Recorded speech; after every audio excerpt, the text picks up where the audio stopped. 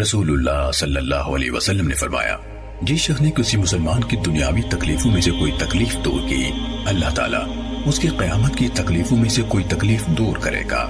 اور جس شخص نے کسی تنگ دست کے لیے آسانی کی، اللہ تعالیٰ اس کے لیے دنیا اور آخرت میں آسانی کرے گا،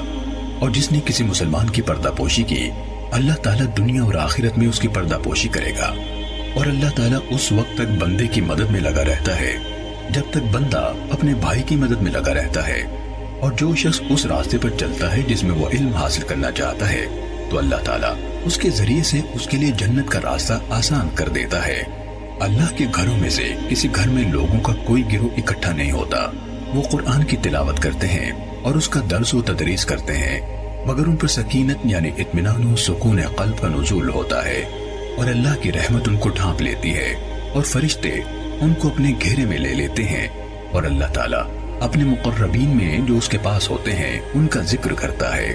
اور جس کے عمل نے اسے خیر کے حصول میں پیچھے رکھا اس کا نسب اسے تیز نہیں کر سکتا۔ صحیح مسلم حدیث نمبر 6853۔